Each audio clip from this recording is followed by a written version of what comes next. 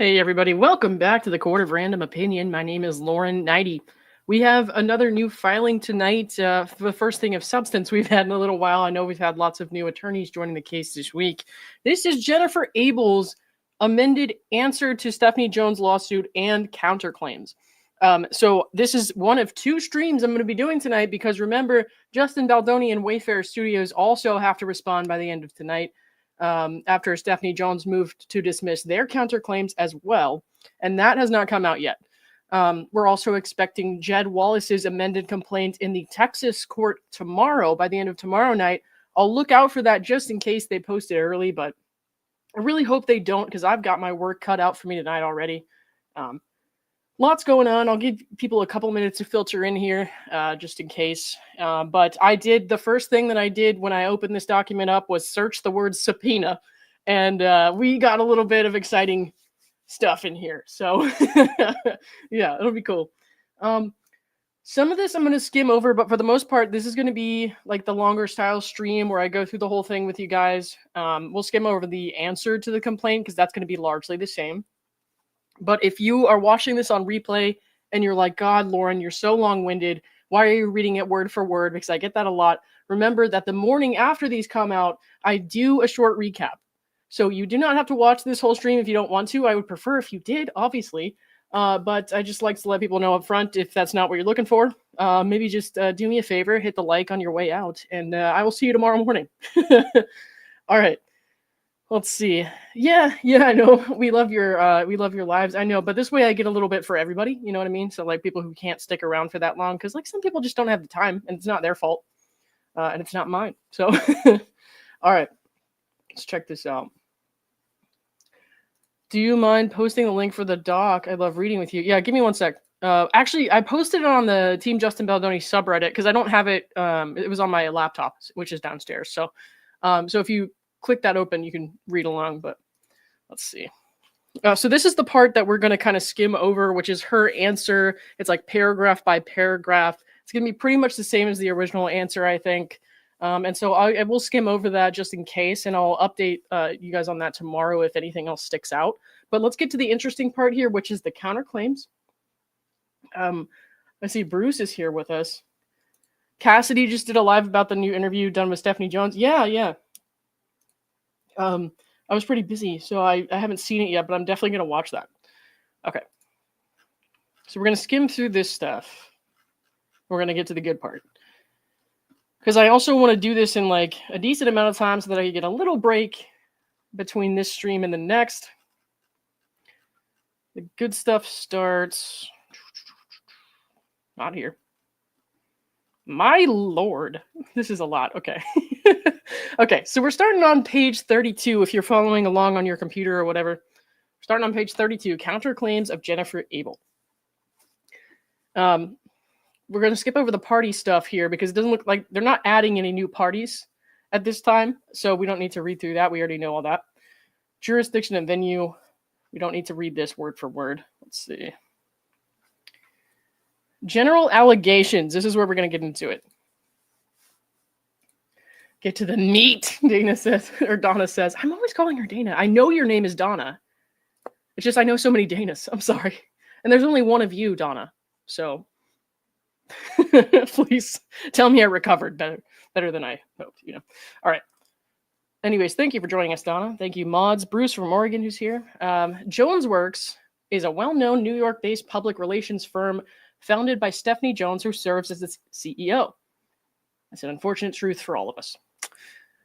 Long known within the public relations industry for her disarming Southern twang. And I remember that from the initial counterclaims because I read that, and it's when I started trying to read it with a little bit of yeehaw, and I won't put you guys through that again this time. Brass knuckle tactics and high turnover of clients and employees. Stephanie Jones has had a successful career in the entertainment industry. Her firm, Jones Works, has represented at various times Dwayne "The Rock" Johnson, Jeff Bezos, Lauren Sanchez, Venus Williams, Tom Brady, and Chris Hemsworth. How's that going for you now? Jones is married to Jason Hodes, I don't know if I'm pronouncing that right, a partner at William Morris Endeavor, WME, Hollywood's most powerful talent agency. Between her perch atop Jones Works and his partnership at WME, Jones and Hodes are bona fide Hollywood a bona fide Hollywood power couple. I would have had no idea who these people were, by the way, if they hadn't been such dickheads and ended up in this lawsuit. So if that means anything to you, whatever. All right. When Jones poached Jennifer Abel, she was an up-and-coming star publicist at R&C-PMK, a storied 70-year-old public relations arm of Interpublic Group, a 53,000-employee publicly traded multinational marketing behemoth. That is a mouthful. At the time of her departure from that firm, Abel had worked there for nearly 12 years and held the title of vice president. Okay. We're going to skim over some of this because it is exactly the same background as we saw last time. And it's not really too interesting, just the background of where she worked and all that stuff. The 2020 employment agreement provided that Abel was an at-will employee whose employment was exclusive to JonesWorks during the period of her employment.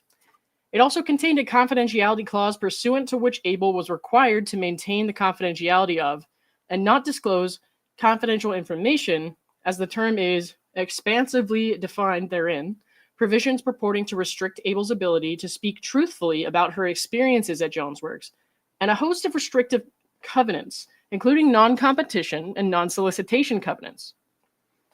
Okay.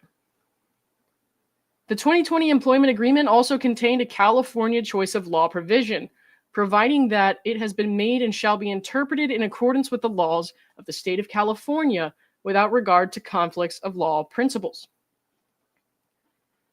Within a few weeks of Abel's onboarding, JonesWorks faced a mass exodus of employees in its New York office.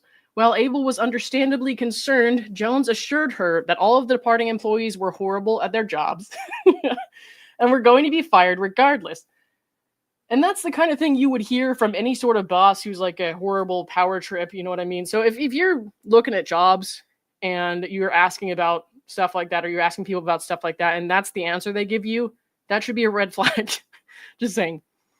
If they're trying to assure you that everybody that's leaving is horrible at their jobs, everybody is not horrible at their jobs. Their boss is kind of, I'm not going to use that word tonight. Your boss is kind of a douche. Let's say a douche. We'll substitute a nicer word tonight. How about that? They got to earn it if they want to hear me say the C word. Little did Abel then know that turnover of that magnitude was typical at JonesWorks, which routinely faced large-scale departures by disgruntled and demoralized employees. What Abel did quickly realize is that morale amongst JonesWorks employees was outright abysmal, that such departures were invariably acrimonious, and that departing employees and current employees alike were extremely tight-lipped and fearful of engaging in any sort of discussion about their experience at JonesWorks. Okay. Abel observed that morale among JonesWorks employees was inversely correlated with physical proximity to Jones, which is one of my favorite lines I've ever read in one of these things. What an insult. It's fantastic. That Carly, thank you for becoming a YouTube member. I appreciate that. We're going to do something members only this weekend. So, all right.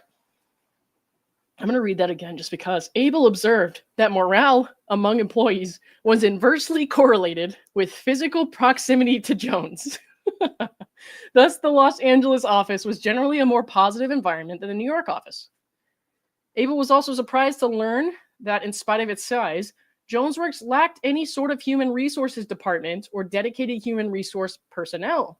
Jones instead relied on business affairs personnel and her various chiefs of staff to handle any personnel-related matters.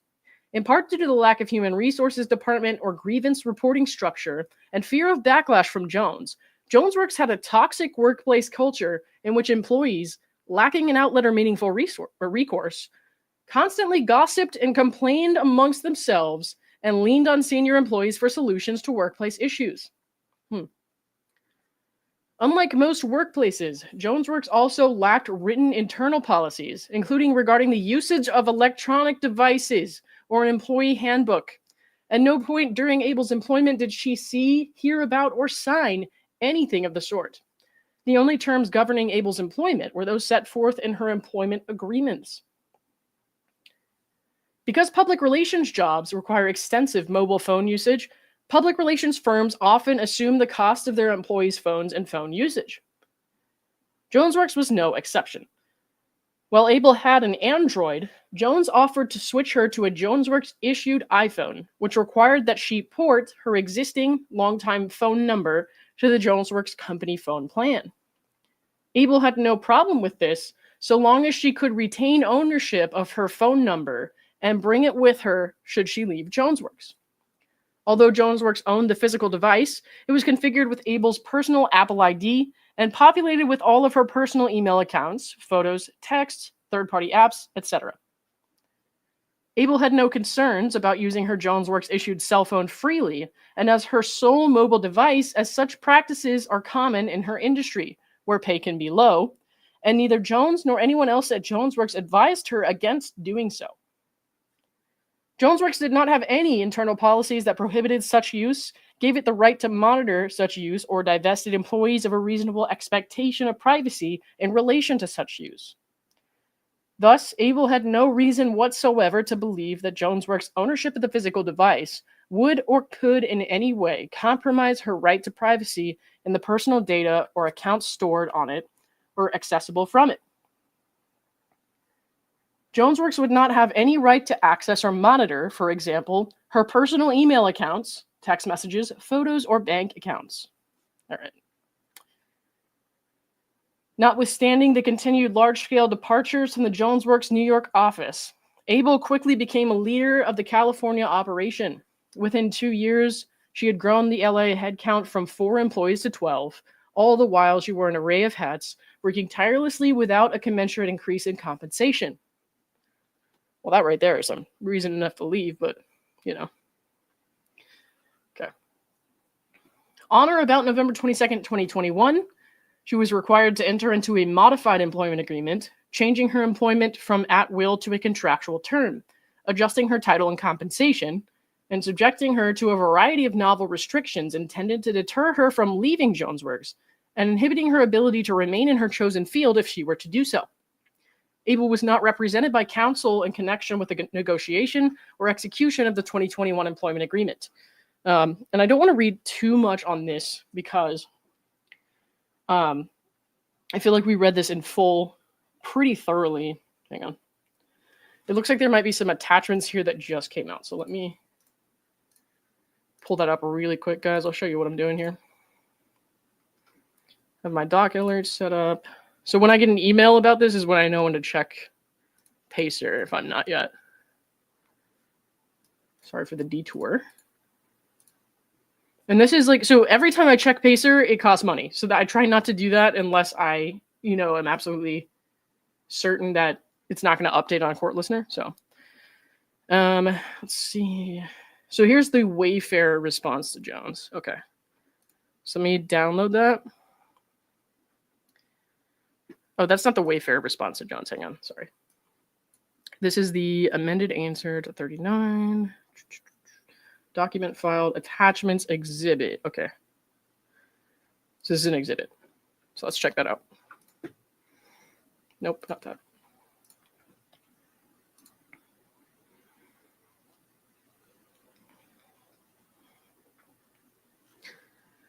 Oh, this is the Wayfarer response. Okay. Amended answer to complaint and counterclaims. Okay, so this is the one we're going to look at next. So I'll just download this for now. And let's get back to this one and go through it, and then we'll go through that one together after. You guys can't even see what I'm looking at, can you? This is what I'm looking at now. Okay, we're going back over here, though.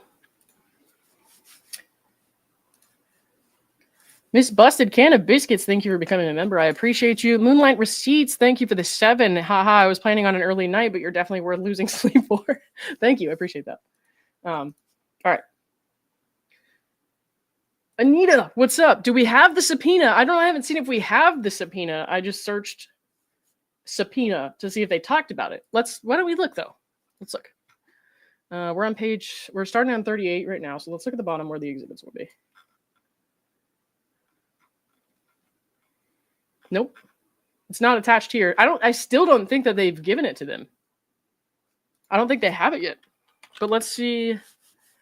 Let me pull up in the other document right here and see if they put it in there. Hold on. Is this it? No, that's not it. That's just the contract. Yeah, it's not in either document. I'm guessing it's either going to show up on the other docket or it's because they don't have it yet. They're still stalling on that shit. So, no problem, Margaret. Thank you very much. Billy Bush asked Jones' attorneys if Stephanie knew who the subpoena was from Blake. They evaded. Oh, man. Yes, Patreon is another way to support Lauren. It comes with its own perks. Yeah, you can do Patreon or YouTube. I upload all the YouTube membership-only stuff to Patreon as well. So, yeah. So, Anita, no subpoena to be seen yet, but I'll keep my eye out. All right. Let's see. So we're going to skim over this agreement stuff. Due to extremely draconian NDAs, Jones' threats, and the climate of fear pervading past and present, JonesWorks employees and clients alike, Jones' worst excesses were largely hidden from view until or around May 2024, when Puck reported that Sanchez and Johnson had dropped Jones as their publicist. While these were among the most prominent and publicly reported departures, a cascade of JonesWorks clients began to cut ties with Jones, especially after word had spread that the Business Insider was contacting Jones' former and current clients and employees concerning a forthcoming article about her sordid behavior. So apparently, obviously, and it's just kind of obvious, like I said, Jones has said that Abel was behind that Business Insider article and helped him write that, but apparently Business Insider was contacting all the employees, past and present. So again, we have to take her text evidence in it with a grain of salt. So any mention of Vance, and yeah, we're getting there. All right. Okay.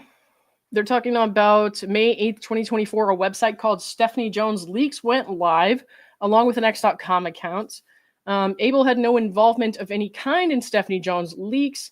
And remember, there was also Stephanie Jones Lies, which was still live until recently, because when I first saw the Publicist lawsuit a couple months ago, we went to that website and it was still there, and now it's gone.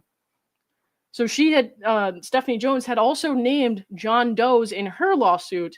They just weren't the only people named in the lawsuit. So she named Jennifer Abel and Wayfarer and Justin Baldoni, and then also John Doe's 1 through 10 for leaving space for the people who made that website because she had her little feelings hurt. And then she somehow got both of them taken down.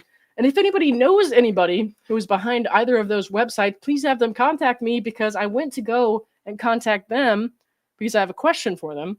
And that's when I found out the website was gone. So there is another article up. It's on a website that's relatively barren, so it's not the same, but all that information is still there. You can also use the Wayback Machine. So I went to check, and there is an archive of that website. So if you want to see what was on StephanieJonesLies.com, hi, Stephanie, you can go to the Wayback Machine and see everything that was on there before it got deleted. So you suck. All right. These revelations caused a firestorm in Hollywood, resulting in a surge of negative publicity regarding Jones. We know that. Abel was not responsible for the Business Insider piece and learned of it for the first time from Jones herself in or around early July 2024. Okay. The Business Insider piece shed more light on the real Jones. Always a volatile personality, Jones had become noticeably more paranoid, erratic, and cruel in recent years. I think we all know what that means. The Business Insider story also shed light on the toxic workplace Jones had fostered at JonesWorks. At the office, she would regularly turn on deafening music so that she could berate her employees free from scrutiny. I forgot about that. I don't think there was one day in the office that someone wasn't crying, said a former employee. God, this reminds me of college swimming for my first couple of years. This is a toxic environment they're describing here. I'm man, I've been there. I have been there. Good for Jen for getting out, but unfortunately she's still stuck in this lawsuit. All right. Jones also pried into her employees' private lives without invitation. As detailed by Business Insider, when employees called in sick, Jones would FaceTime them to confirm they were actually sick. I would just answer with my finger up like this. Jones would FaceTime them to confirm they were actually sick. Or if you have stomach stuff going on, you could just, show her graphically what your problem is. I'm sorry. I'm thinking about what I would do to my old boss that I hated. All right. Moving on. In at least one instance, an employee who had taken a personal day to attend to a funeral received a FaceTime call during the ceremony. Jones was apparently suspicious of his whereabouts. I hope it was open casket and they answered it and was like, here's the dead body, you bitch. As discussed above but disclosed publicly by Business Insider, turnover rates at JonesWorks were extraordinary. These departures included not only junior employees, who often left after less than a year, but also senior executives who managed client accounts. Jones seldom allowed them to go amicably, often enlisting attorneys to threaten and intimidate them into agreeing not to disparage Jones. Okay, we're talking more about how the clients were dropping her. This is stuff we know. Okay, through it all, Abel remained loyal to Jones. By 2024, however, she had become increasingly embittered and hostile towards Abel. Jones frequently criticized Abel's management, manifested extreme paranoia about Abel's close relationships with clients and partners, and went out of her way to reprimand, demean, and embarrass Abel in front of junior employees she oversaw. Okay. Over time, Abel's concern about Jones' obvious downward spiral was heightened by the reality that there was no bottom in sight. In the final months of Abel's tenure, Jones had become even more erratic, clearly not sleeping, calling at all hours of the night in a frenzied state, senselessly pitting her own employees against each other, focusing her energy on catching employees in perceived acts of disloyalty, lowering morale still further, and torching her relationships with remaining JonesWorks clients. God, I wonder what her husband's life is like, you know? Jesus. Okay. Although Jones had always been volatile, she now appeared to be actively unraveling. Abel was frequently on the receiving end of her often bizarre outbursts. In one instance, Jones announced to Abel's subordinates that she learned through psychic readings that Abel was an alcoholic and a gambling addict. Ugh.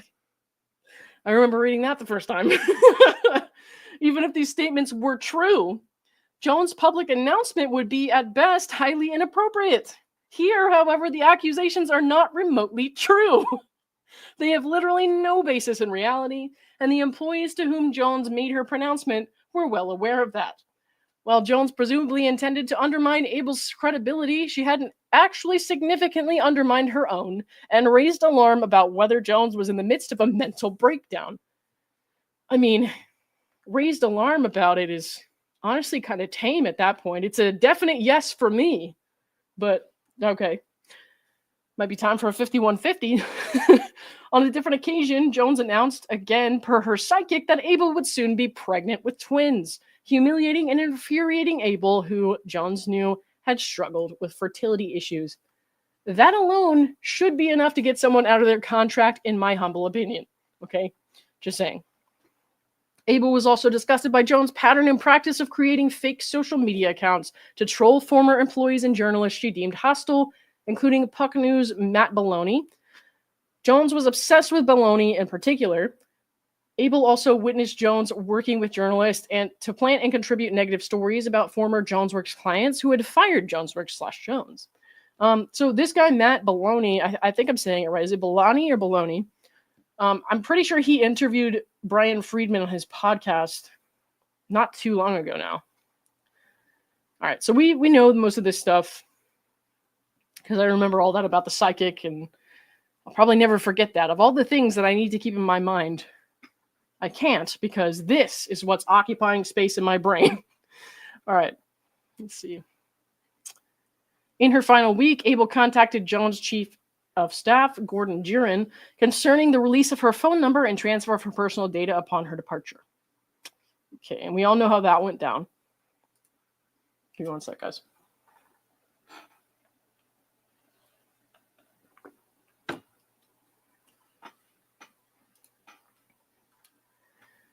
Abel's willingness to sorry. This is what happens when I don't pre-record stuff.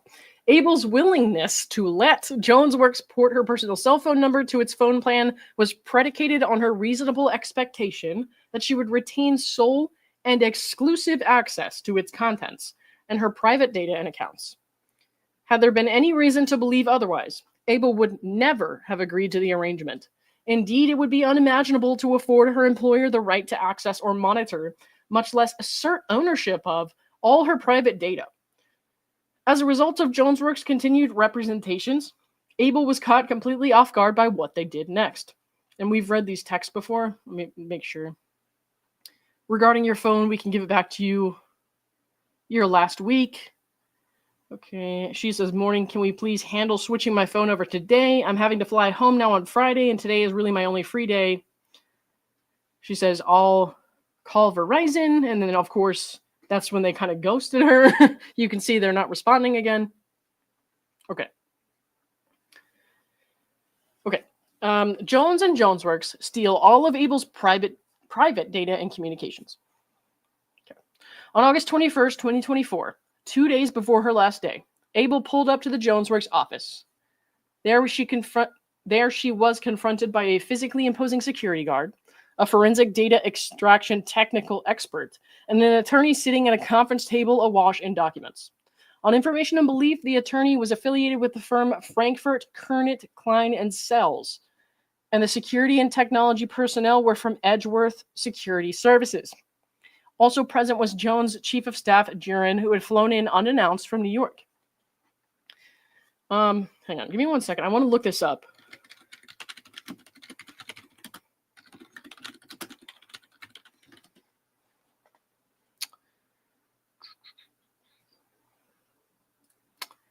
Edgeworth Security. I'm curious.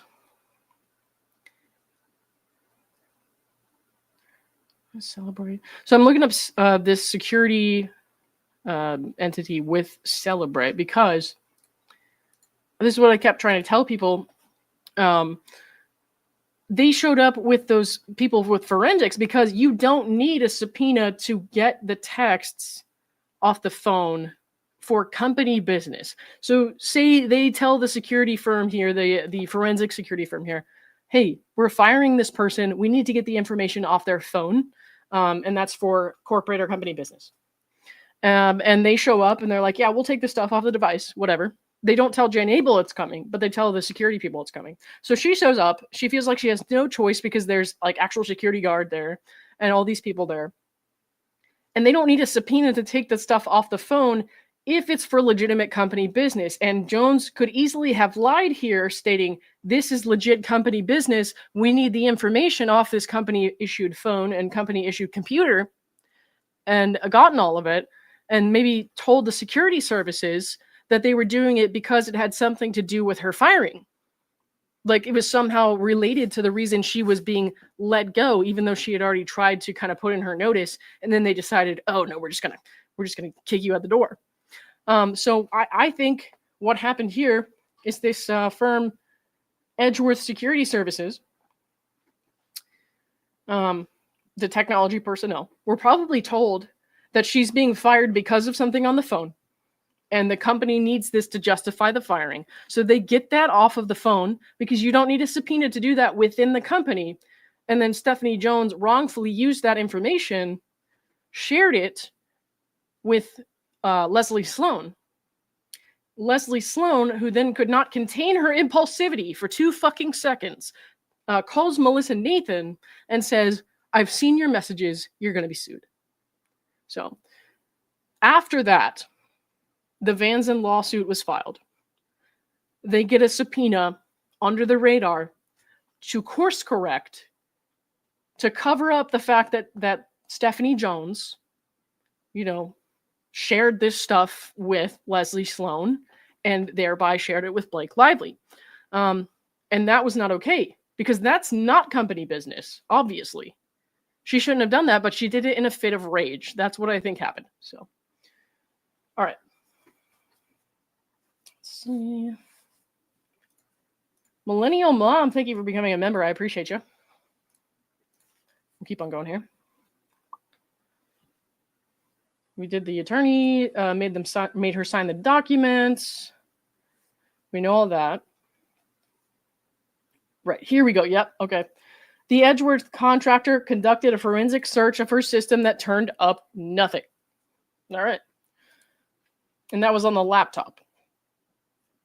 Thereafter, the attorney furnished a list of approximately 10 documents and accused Abel of having illicitly accessed and stolen them. Wait, what? Okay. Abel adamantly denied the accusation, which was untrue. A further forensic examination of her computer again turned up nothing. So they're basically just like pretending that there was some sort of violation against the company here, despite the alleged fruitless search of the laptop, so that they can continue to get information off her devices. And then they used it in a shady way behind her back. All right. Following the fruitless search, Duran demanded that Abel hand over her phone, after which security would escort her out of the building. Abel was ordered to provide the passcode, which she was told was solely to facilitate the release of the phone number. And as we know, that is not what happened there. So, still shell-shocked, intimidated by Jones' lawyer and security team, and desperate to leave, Abel reluctantly handed over the phone and provided her passcode for the limited purpose of facilitating the transfer of her number. It would also allow Abel to get a new phone and move on with her life without undue disruption. After express confirmation from Duran and the Jonesworks attorney that they would release the phone number if she went straight to Verizon, Abel handed them the phone and was ushered out. We know what happened there. She went to Verizon and they ghosted. After 4 hours of desperate unanswered calls, she left Verizon in panic and despair. By contrast, Jones now had unrestricted access to everything stored on Abel's phone, her texts, emails, personal photos. She could read her communications with her fiance, parents, friends, everyone. Jones was acting purely out of spite. And then these are the texts. We have seen these before, but we'll look at these again anyways. Now that we have, more information that has come out. So just for context, she texts the Jonesworks chief of staff and Stephanie Jones. Steph, this is Jen, my new cell. I'm writing as a personal plea to release my cell number. This is the number I've had since high school. It's not a work-related thing. It's personal. It's linked to all my bills, my medical, dad's living facility, all of my personal emails and accounts. And due to two-factor auth, I can't access anything. You wrote me numerous times you were going to release this, and then when Verizon was calling you during the 4 hours I was there yesterday, you never picked up. They said you never even started the process after you told me you did. The lawyer I was ambushed with yesterday even said this was fine to do. I've been nothing but good to you both, but this is just mean and egregious, and I'm begging you to please release it before I travel tomorrow, please. You have no use for a number that has been my personal phone number before you took on the billing. It takes one phone call, please. And then here's another text. It says, okay, I didn't mean to put you guys in a weird spot. Sorry, just wanted to ask. Just know that whatever she is telling you guys about me or what I've done, it's not true. I've enjoyed working with you both and wish you nothing but the best. And then the Jonesworks employee that she's talking to says, unfortunately, your company phone says otherwise. So obviously, Stephanie Jones shared that information with others in the office as well. Okay. It took Abel over a month to regain control over all her accounts. Meanwhile, she learned that Jones had been sharing her private text messages with the entire office, mocking and disparaging her. Having torched Abel's privacy and dignity, Jones started boasting that Abel's business was next. What Abel could not foresee was that Jones and Jonesworks' gross invasion of her privacy would not stop upon her departure. In fact, it escalated. Jones and Jonesworks retained access to Abel's iCloud for multiple months thereafter, monitoring and intercepting her private communications in real time. What the fuck? What the fuck, dude? Abel was under the mistaken impression that by switching phone numbers, she had cut off Jones and Jonesworks' access to her text exchanges. Not so. In fact, Abel's text messages were tied to her iCloud, not her phone number, until Abel changed her iCloud password in January 2025 for unrelated reasons. That was 4 months ago. That was after the lawsuits were filed. She's been looking at this woman's texts until 4 months ago? What a fucking psycho. Oh, she earned it. She earned it. What a cunt. I wasn't going to use that word tonight.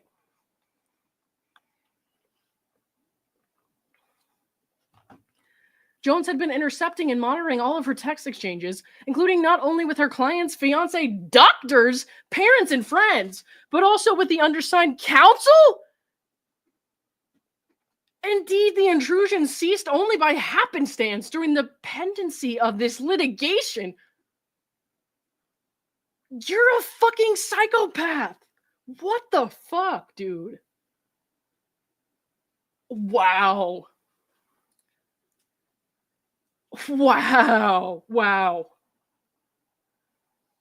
Oh my God.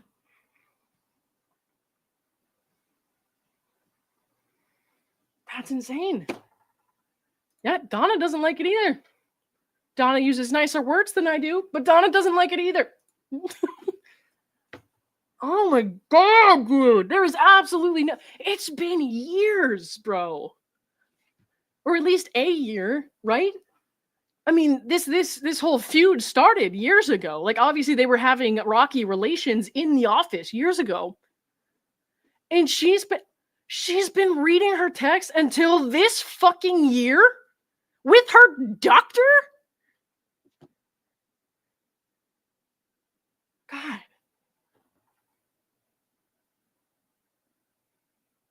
Oh, man.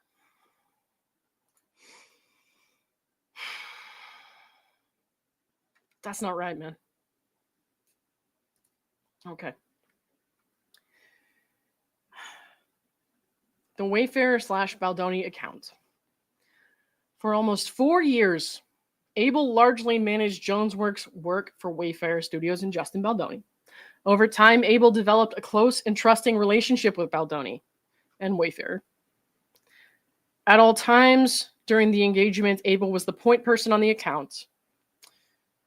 Jones largely did not hide that she considered them to be a lower prestige client. We know that. Okay. Jones felt her reputation had been severely damaged by the Stephanie Jones Leaks website and social media accounts. Jones was desperate to keep her remaining clients. Given Abel's close relationship with Wayfarer and Baldoni, Jones was undoubtedly concerned they would leave Jonesworks alongside her, and she wanted to make sure that did not happen. Wayfarer and Baldoni, and we're skimming over some of this because we already know this about the trickling out of the stories. Wayfarer and Baldoni asked Abel to recommend a crisis management specialist after consulting with Jones, who had no viable ideas. Shocking. You're a dumb cunt. Shocking. Abel recommended that Wayfarer and Baldoni engage crisis PR expert Melissa Nathan to assist in navigating these choppy waters. Abel had confidence in Nathan, as they had worked together extensively in connection with a different Jonesworks client. The need for crisis PR expertise was particularly acute due to Lively's demand that Baldoni not be permitted to attend the premiere and the threat that Baldoni would be excluded from the press junket with the rest of the cast. We already know all this stuff here, so we're going to skim over this a little bit.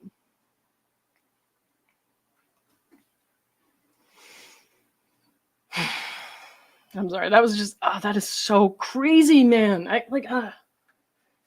When you really think about it though, like, how violated would you feel if somebody that you had a dispute with in the past, maybe even not your boss, just think about it. Somebody who you had a dispute with in the past who basically mocked your fertility issues by saying that her psychic said you were going to get pregnant with twins.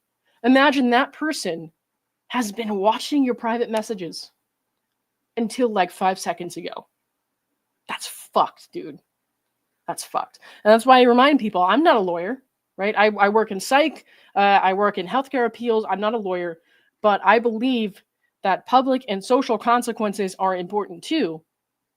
And this woman should get every little bit of public backlash she deserves for that. Nobody should ever work with her again because that's fucking insane. God. When Jones learned that Wayfarer was considering retaining Nathan, she was furious and immediately lashed out at Abel, pressuring her to disparage Nathan as a demonstration of loyalty to Jones. After initially pushing back, Abel eventually relented after Jones called her crying and screaming and engaged in some light disparaging of Nathan to placate Jones. Jones then attempted to derail the engagement and exploited confidential client information to convince Wayfarer not to move forward with Nathan. All right.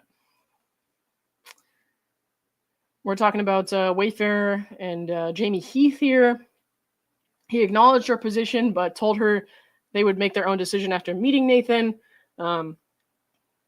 Jones inserted herself into the mix in early August 2024, seeking to box out Nathan and Abel.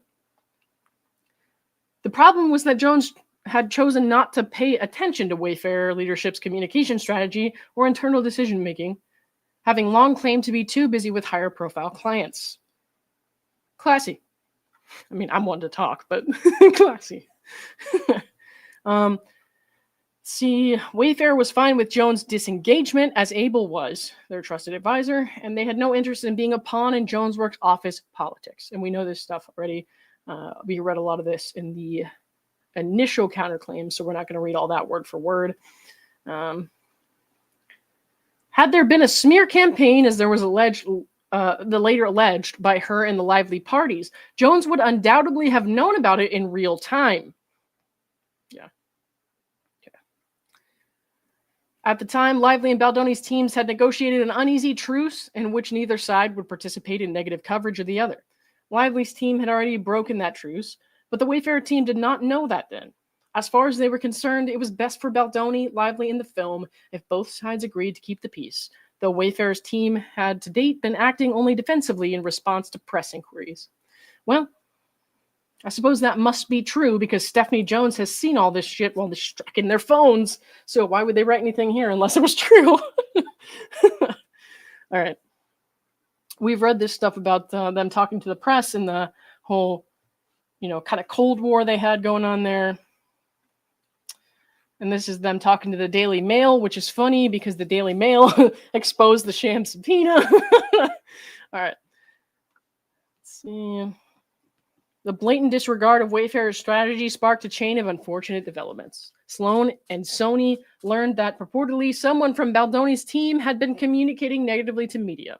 It was clearly Jones, and Wayfarer's leadership was livid. We knew that. All right.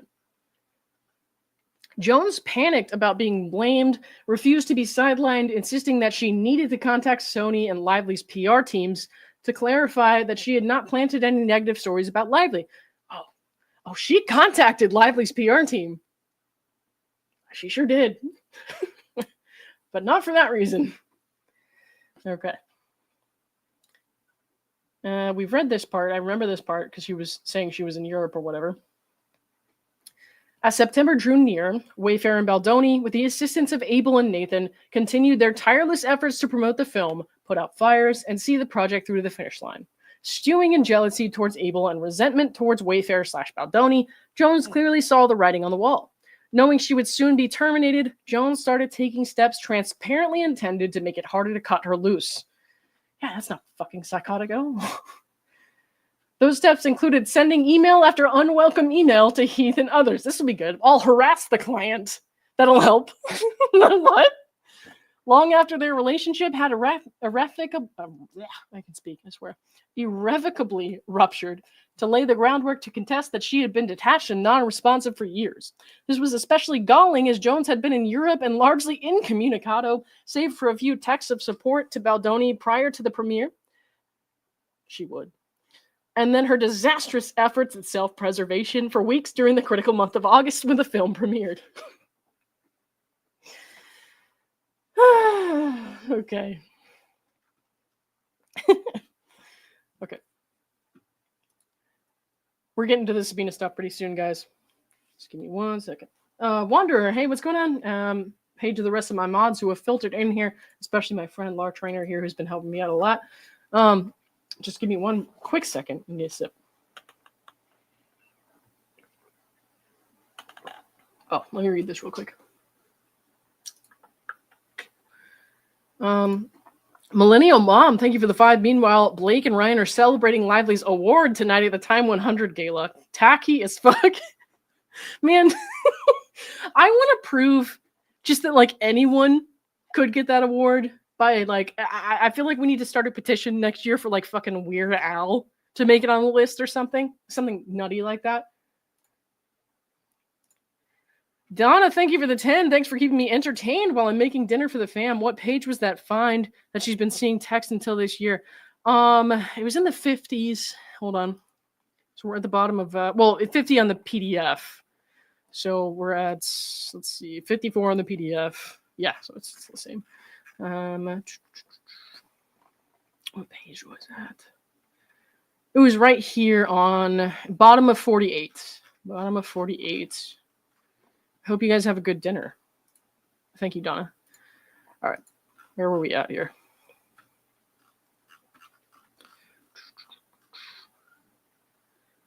Let's come over that. At the time, Lively was reeling from a storm of negative publicity, devoid of scruples concerning the unlawful means by which Jones obtained the communications and desperate for a scapegoat. I think we might have skipped over something here. Oh, yeah. No, we did. We did. And by we, I mean I. My bad. Let me go back here. Okay. We went through the Daily Mail thing. We skimmed over that. Okay. Jones panicked about being blamed, refused to be sidelined, insisting she needed to contact Sony and Lively's PR teams. Okay. Although Jones ultimately agreed to stand down, Wayfarer and Baldoni expressed that they had lost all trust in her. After parachuting in for self-interested reasons, nearly blowing up the truce with Lively's team, and lashing out when told to stop, Jones became a magnet for drama when it was least needed. As September drew near, Wayfarer and Baldoni... That's like another Tuesday for Stephanie Jones, man. My God. As September drew near, Wayfarer and Baldoni, with the assistance of Abel and Nathan, continued their tireless efforts to promote the film, put out fires, and see the project through. Okay. In contrast with Abel, who was loyal, trusted, and even-tempered while working around the clock through the crisis, Jones was a walking disaster whose self-absorption, disloyalty, and insubordination had become a significant headache. Rather than accept the end of the Wayfarer relationship with professionalism and decorum, Jones started threatening to sue, demanding exorbitant payment for work not done, and protesting she had done an amazing job. On information and belief, Jones stewed in resentment and indignity. I can relate to that, just not in this kind of situation. Unable to bear the loss of another Jonesworks client, she set out to take revenge on Abel, Wayfarer, and Baldoni, exploiting the data she unlawfully accessed and stole from Abel's phone. Jones disclosed at least some of Abel's private communications to the Lively parties no later than August 21st, 2024. There it is, guys. There it is, because that subpoena, as we know, for the Sham lawsuit that was filed on September 27th. The subpoena was dated October 1st, but Stephanie Jones disclosed at least some of Abel's private communications to the Lively parties no later than August 21st, over a month before the Sham lawsuit was even filed. Who's afraid of Stephanie Jones? Not me, bitch. I'm right here to say you're a scam artist. Sue me like you did StephanieJonesLeaks.com. I don't give a fuck. You're a psycho. All right. Sloan, Lively's publicist, confirmed as much to Nathan on a phone call that evening. Sloan gloated that, based on what she had already seen, Nathan could expect to be sued. These communications were drawn largely from Abel's iCloud, which was accessible through the confiscated iPhone. Despite lacking Abel's consent to access, review, or disseminate these communications, Jones and Jonesworks were able to do so without difficulty because, with the iPhone in hand, they could bypass the password protection that would otherwise bar their access. And I know that's true because I fuck with my parents' phones on the regular with their iCloud access, so where's the lie?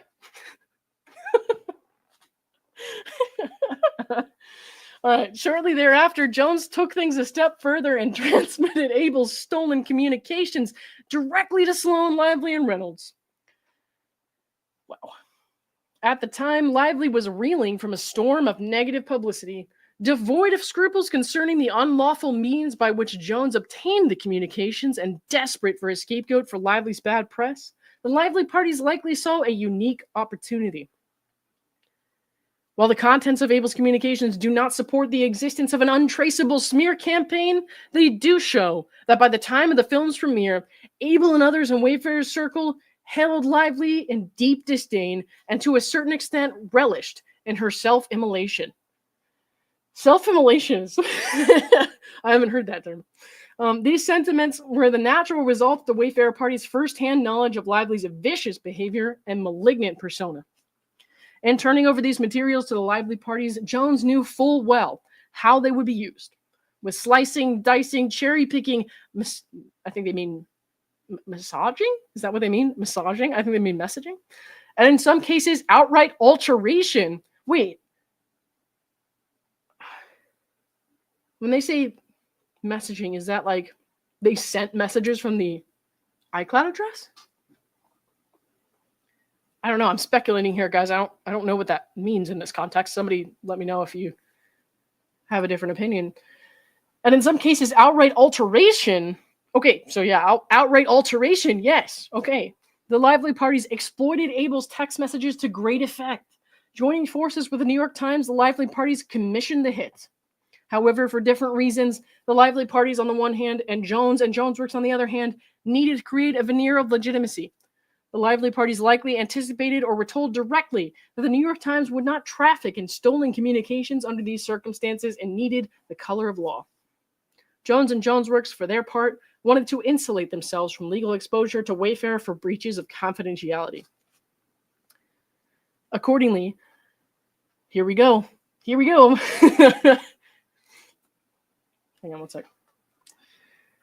Before we get into that, Pandora Fox, thank you for the 2. Maybe a crime to do what Stephanie Jones did. Fines for or prison. Yeah, she's crazy. What a nut. What a nut, dude. All right. 19K Kitten Kiddo, thank you for the 5. This is just criminal. Appreciate the forum, Lauren. Thank you for being here. I appreciate you. Tenacious B, thank you for becoming a member. Appreciate it. And Ricardo, thank you for the 2. Shit, I'm late. Hello, lovelies. Well, thank you for being here. I appreciate it. It's okay if you're late. All right. I just became a member because I adore your laugh. You also said Jones is a C word. Yeah, well, I have a loose vocabulary on these streams, guys.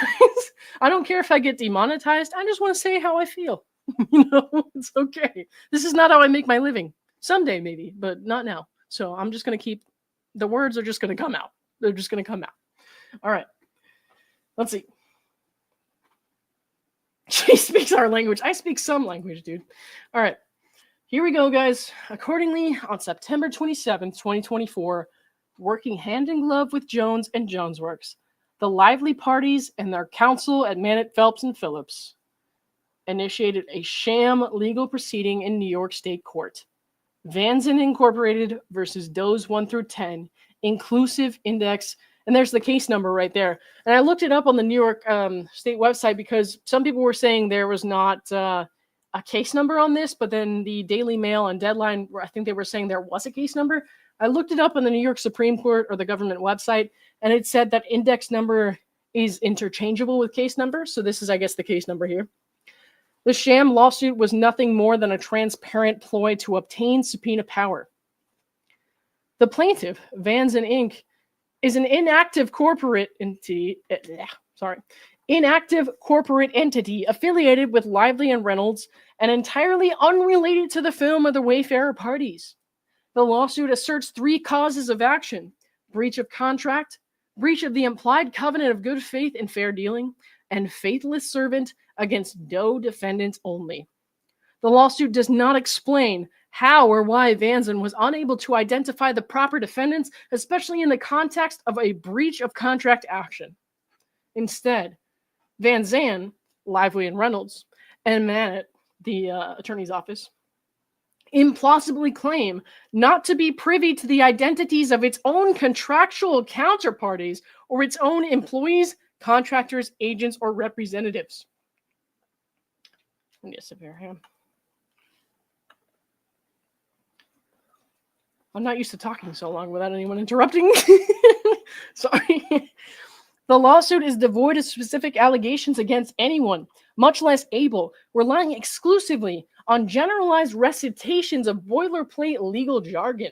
Notably, Vanzen never requested the assignment of a judge, substituted the Doe defendants for named parties, or served the complaint on any defendant. The only docket entries are the complaint and a notice of dismissal filed on December 19th, 2024, the day before Lively filed her CRD complaint against the Wayfarer parties.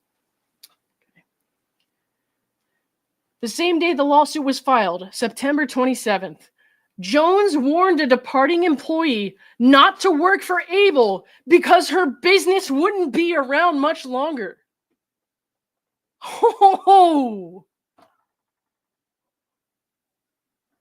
Oh, you're so fucking stupid. You're so fucking oh my God.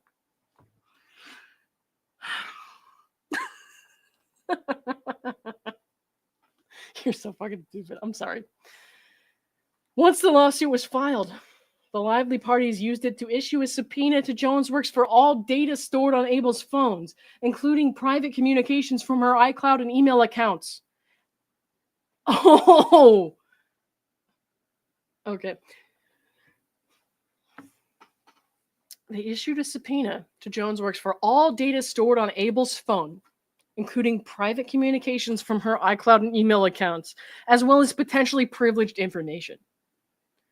Since there were no identifiable parties and no party had been served, the subpoenas were issued without notice, depriving Abel of any knowledge of the subpoena, much less the opportunity to object. So it's does 1 through 10. They somehow don't know who they're in contractual obligations with, number one. And number two, the subpoena asks for a specific phone number, a specific iCloud and email account for one person, a specific person. Why the fuck do you need a John Doe for that? Because you're a sketchy bitch and you know what you're doing is wrong. Jesus.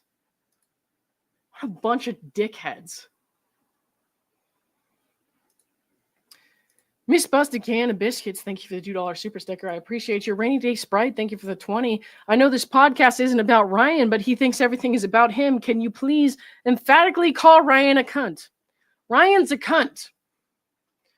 Nothing takes men out more than being called the word they use as a weapon against women. Well, I don't know about using as a weapon against women. I just use that word liberally, and I apply it to everyone who acts like a cunt. So, Ryan, you're a cunt. All right, thank you. Moving on. My God, I cannot believe what I'm reading right now. This is so bad. This is so bad. Okay.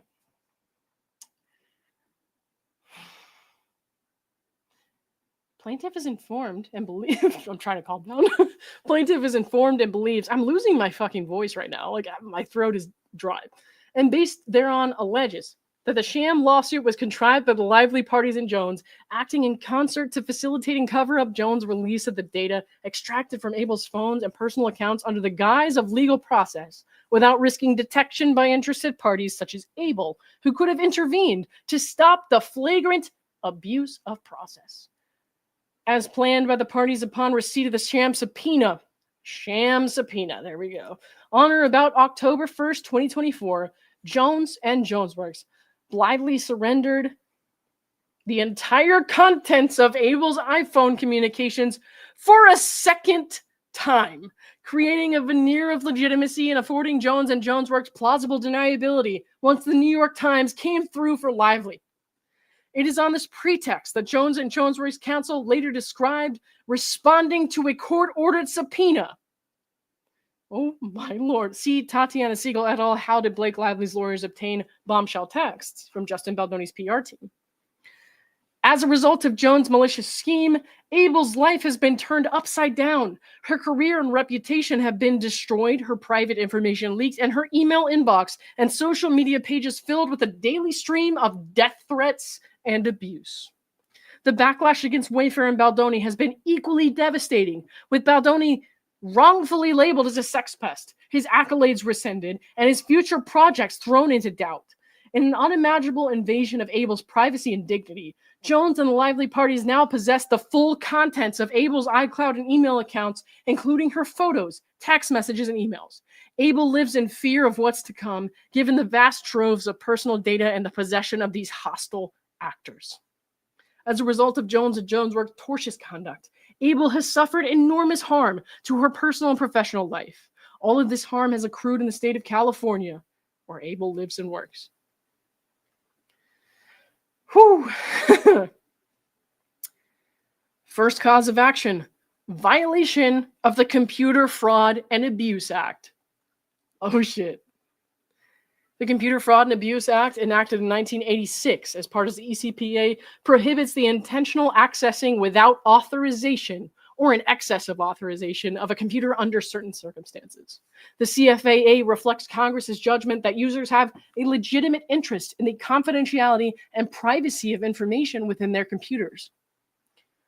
The CFAA provides it is unlawful to intentionally access a computer without authorization or exceed authorized access and thereby obtain information from any protected computer.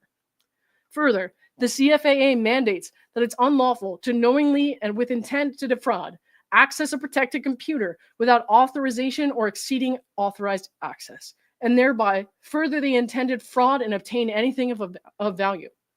A computer is defined as an electronic, magnetic, optical, electrochemical, or other high-speed data processing device performing logical, arithmetic, or storage functions, and includes any data storage facility or communications facility directly related to or operating in conjunction with such device. Oh my God. And it's interesting because I had to write all these papers recently, in the last couple semesters for school on the CFAA. And so now I'm seeing it in action in this crazy ass case. Wow. I never thought that would come into play. So that's nutty. All right. We're going to skim through some of this stuff here. A civil action for violation of the CFAA is proper if the conduct involves loss to one or more persons during any 1 year period, aggregating at least $5,000 in value. Okay. Second cause of action, violations of Stored Communications Act. Okay. We're going to skim through these causes of action here. Violations of the Federal Wiretap Act. Whew. Okay. The Federal Wiretap Act, as amended by the ECPA, prohibits the intentional interception, use, or disclosure of any wire, oral, or electronic communication. Under the FWA, no person may intentionally intercept, endeavor to intercept, or procure any wire, oral, or electronic communications. Similarly, it is unlawful for any person to intentionally disclose or endeavor to disclose to any other person or to intentionally use or endeavor to use the contents of any wire, oral, electronic communication, knowing or having reason to know that the communication was obtained in violation of the FWA. The FWA confers a private right of action for any person whose wire, oral, or electronic communication is intercepted, used, or disclosed in violation of the FWA. I really feel like she's fucked, guys. I couldn't think of somebody more deserving, to be honest. So we'll skim through the rest of this here. Fourth cause, violations of California Penal Code Section 502 against Jones & Jones Works. Let's see. Penal Code 502. Knowingly accessing and without permission obtaining, altering, disseminating, or otherwise using Abel's data, computer or computer system, and computer network in order to devise and execute a scheme and artifice to defraud and deceive, wrongfully control, and obtain property and data. Knowingly and without permission accessing and causing to be accessed, taking and causing to be taken, copying and causing to be copied, using and causing to be used computer services, namely Abel's personal Gmail account, the email account maintained by Abel's business. Oh shit. I didn't even think about that. They've been looking at her business communications. These assholes who are fighting for their life over an attorney's eyes only provision for trade secrets have been spying on her fucking company emails.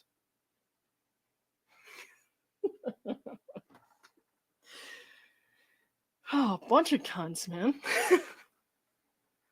My God. Fifth cause of action, invasion of privacy. We've seen that one before. Sixth, false light. We've seen that. Seventh, conversion. Okay. Plaintiff hereby incorporates each and every allegation set forth above. All right. Abel owns and or has possessory interest in the phone number. Oh my goodness, they forgot to block that out. We're going to skim over that. Hang on. for approximately 20 years. She agreed to port it to Jonesworks' phone plan with the express understanding that she would retain ownership of it and that it would revert back to her upon her departure. Upon Abel's termination, from Jonesworks, Jones and Jonesworks substantially interfered with Abel's ownership and or possessory interest in the phone number by knowingly or intentionally taking possession of it and refusing to release it. 8th cause of action, intentional infliction of emotional distress, which we've definitely seen. 9th cause, negligent infliction of emotional distress. 10th, promissory fraud. And then we made it to the prayer for relief, and I pray for some relief here. Demand for jury trial. Abel demands a jury trial on all causes of action so triable. And my God, dude, if this goes to trial, I will be there. I would obviously love for this to be solved in their favor beforehand, so they don't have to go through any more pain or conflict in the meantime, because 11 months is a long time before trial. But if this goes to trial, I would love to be there and see it in person. So I intend to be there. So if there is a jury trial, I'd love to see that in action. So, all right, guys, here's what's going to happen. I have another document to read for you guys, but I need a break first because we have Justin Baldoni and the Wayfarer party's response to Stephanie Jones' motion to dismiss next. I'm going to take, let's see, about a 30-minute break. We'll reconvene around, 10:30. Let me fix this. That was crazy, man. All right, let me bump it up. We'll put it to 10:40. What's going to happen here is when I end this stream, it's going to redirect you to that stream, but I won't be starting yet. So you can comment, talk to each other, whatever in the chat section there. We just won't be able to start the stream for a little bit because I need a break. I got to eat something and just like chill out because my voice is going to go anytime now. Let's see. Yeah, fixed it. Thank you for joining me. And there's more to come. Remember, we haven't seen what Justin and Wayfarer have to say yet. This was just Jennifer Abel. So we got some more crazy stuff in the works here. This is nuts. And also my hair is still wet, so I need to fix that. Edel Ryan, I hope I said that right. Thank you for the $6 super sticker. I appreciate you. Just Ricardo, thank you for the 2 bong and a bottle of sake for this. Man, I wish I had a bong and bottle of sake, but if I did, I wouldn't be able to read. So, all right. Whew. We are halfway there, guys. Halfway there. So, remember, we're going to be together again in about 40 minutes. Do you have cough drops at home? I sure do. I'm going to take some when I get downstairs. And Neidigh does sleuthing. Got to finish my goddamn timeline. Hey, you've done awesome work. Take your time. All right, guys. I'll see you again in about 45 minutes. I appreciate all of you for being here. Thank you. If you missed the next live, you can always watch it tomorrow morning, or I'll be doing shorter recaps tomorrow morning. So just remember, leave a like on this video. It really helps my channel out. And I'll be seeing you all very soon to read Justin Baldoni and the Wayfarer party's response to Stephanie Jones' motion to dismiss. And it's going to be, I'm sure, another bombshell. So see you soon.